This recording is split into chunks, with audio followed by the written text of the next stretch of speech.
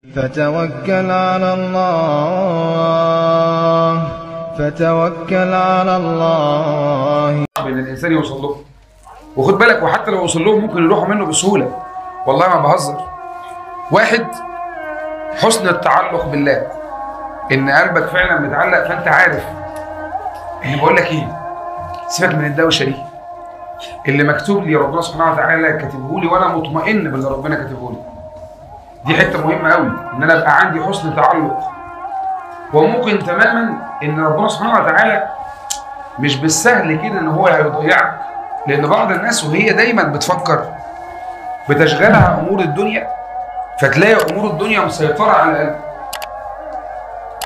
امور الدنيا يا جماعه، وده مش بالنسبه لكم انتوا كناس صغيره، بالنسبه لنا احنا كناس كبيره، بتفتح على قلوبنا الدنيا، على قلوبنا، سيبك من قدامنا دي كده كده الدنيا موجوده قدام عينين الناس كلها.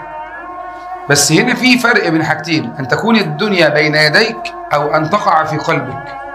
كارثه كبيره انها تقع في قلبك. فلما بيزيد امورك تعلقك بامور الدنيا، بتفضل دايما مركز على الحلول الدنيويه، وهي حلول للاسف حلول معظمها دنيئه من اسم الدنيا اصلا، وما سميت الدنيا الا لانها دنيه، فيها دنو انخفاض.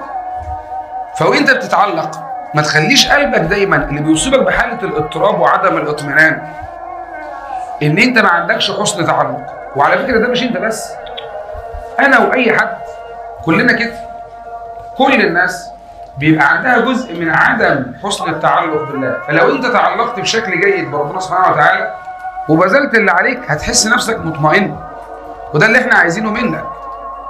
الاطمئنان ده ما بيجيش كده، مش اللي هو ايه، اقول لكم ايه، اطمنوا يا جماعه فانتوا تطمنوا، يا سلام سهله كده يا مستر، اللي هي اطمن فانا اطمن. لا لا لا لا، ما كانش ربنا قال لك حتى الذين امنوا وتطمئن قلوبهم بذكر الله، الا بذكر الله تطمئن القلوب. وهنا ما كانش الذكر قصدي ان انا اقعد اقول ايه، سبحان الله سبحان الله سبحان الله سبحان الله. اصل في ناس فاكره ان هو ده الذكر فقط، اللي هو ذكر اللسان، وانما هنا برضو كان الذكر ذكر القلب. ذكر ايه يا جماعه؟ القلب. مش ان انت تقول لي ايه، والله اصل انا يعني قلبي ما اعرفش ايه، وبعدين لا ده انا بص، ده انا ماسك سبحه، تلاقي البنوته ما شاء الله ربنا يحفظها، مش والله تريقه، بس هي تلاقيها لفه بتاعه كده مسبحه حوالين ايديها وعماله تسبح ربنا طول النهار، وفي النهايه تيجي تبص ما تلاقيش اي اثر للتسبيح ده. اول ما تلاقيلوش اثر اعرف كويس ان في كارثه. طب ما هي طول النهار البنت اهي مواظبه، سبحان الله سبحان الله سبحان الله الحمد لله، ما نقولهاش ما تعمليش، اعملي، بس هل حضرتك وانت بتعملي كده قلبك حاضر؟ ولذلك ربنا سبحانه وتعالى لما جه ينصح الناس، بص يقول ايه في سوره الكهف، ربنا يقول لك ولا تطع، بص الكلمه، من اغفلنا، اقف بقى، ما قالش من اغفلنا لسانه. طب ما هو كل الناس، انا ممكن النهارده انا اقف خالد سبحان الله 1000 مره في اليوم، 1000 مره قلت سبحان الله 1000 مره، بس قلبي ما اشتغلش. ما هي الفكره في العبادات ما هياش، وفي الاعمال كلها ما هياش العمل بس، قلبك ده تاثر بيه ولا ما تاثرش بيه. طلعت صدقه، هل الصدقه دي عادت على قلبك بالنفع ولا لا؟ حاولت انك انت تصلي وتقرب لربنا وتدعيه ان هو يثبتك عند الاختبار، هل قلبك تاثر بالعباده دي ولا ما تاثرش؟ طول ما ده ما اشتغلش، كل اللي انت بتعمله ده غالبا ملوش نتيجه، لان الحته اللي المفترض تشتغل ما اشتغلتش اصلا. الحته اللي المفترض تشتغل اللي هي قلبك ما بيشتغلش. فحسن التعلق ده مهم جدا. حسن التعلق ده بقى كمان بمرور الوقت يرزقك لين القلب، تبقى لين. لين القلب ده خد بالك عباده الواحد بيتدرب عليها بقاله سنين ومش عارف يوصل لها، انه يبقى لين القلب. دي مهمه جدا جدا. قال رسول الله صلى الله عليه وسلم حرم على النار كل هين لين. ربنا يحرمه على النار ده، هين لين قريب الى الناس، تشوفه كده تحس انك بتحبه، عايز تتعامل معاه، تألفه، تبقى انت لسه شايفه دلوقتي وتقول بص انا كأني اعرفك بقالي سنين، انا حاسس ان انا بقالي سنين اصلا اعرفك وانت حبيبي، مع انك لسه شايفه. منين القبول ده وضع ليه؟ ما وضع ليه القبول ده الا لانه لين، قلبه لين. فخد بالك من الحاجات دي عشان ما تفضلوش مضطربين، لان هي دي المرحله اللي احنا بص ما بنبقاش عايزين نعالجكم فيها علميا على قد ما احنا عايزين نعالجكم نفسيا. نفسيتكم بتبقى مش في الارض، تحت الارض بشويه. طبعا مما تثاقلت عليكم من امور الدنيا في حمل كبير، ولكن يهونوا زي ما انا بقول لك دايما. هي الدنيا كده لما تيجي عليك قوي هي هتيجي عليك كده في اوقات كتير. زي ما الصالحين قالوا كده، قال لك وقفت بباب الله وقفة تضارع. لما الدنيا تيجي عليك تعمل ايه؟ تقف على باب ربنا وقفة واحد متضرع بيدعي متذلل. اول ما تضرعت وتذللت هتطمن. ليه؟ لان عرفت ان ليك ركن شديد ممكن تلجأ ليه. اوعى بقى تلجأ لمحمد والعلي ومصطفى وكل الناس دول، مش هينفعوك. محدش هينفعك في دول. وانما اللي هينفعك ويريح قلبك مش انا، ربنا سبحانه وتعالى. فلما تلجأ له كويس، حسن اللجوء ده عباده بنحاول ان احنا نوصل لها.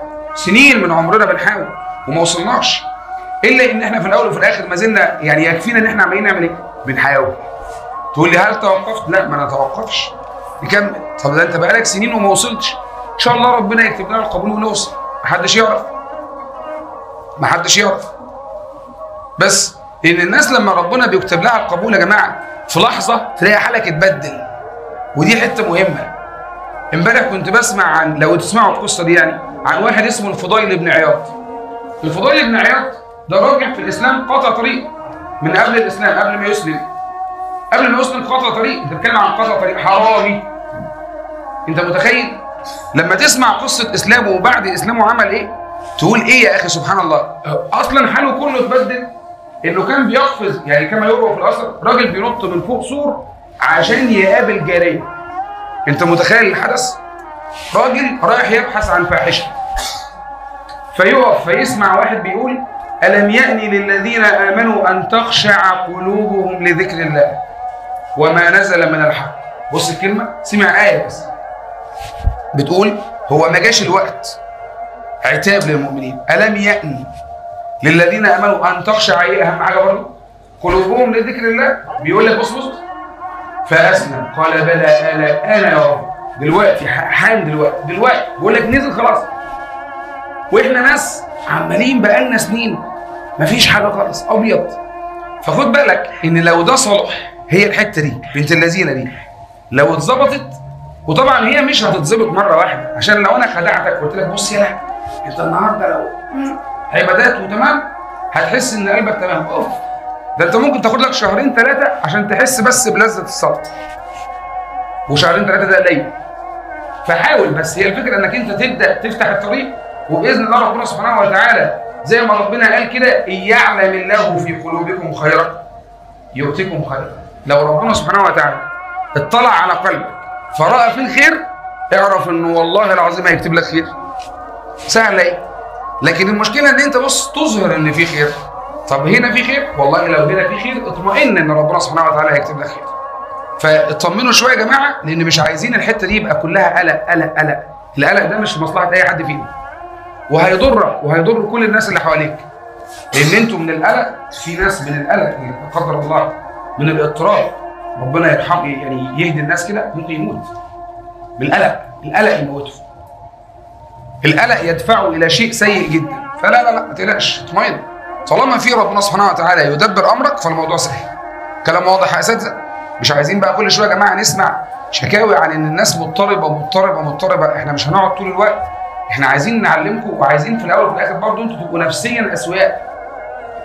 مش لازم تبقى في مشكله نفسيه عندك عشان تنجح لي في ثانويه عامه. يا اخي يخرب بيت الثانويه العامه اللي هتعمل في العيل كده. هطلع انا عيل نفسيته متدمره محطم، كل ده عشان يقول لي انا بقيت دكتور. اهلا وسهلا يا عم. طب ما انت دكتور محتاج تتعالج اصلا. طب هو انا عملتك كده عشان انا اعالجك ولا عشان انت تعالج الناس؟ انت تعالج الناس، فلا بد من نفس سويه ان شاء الله.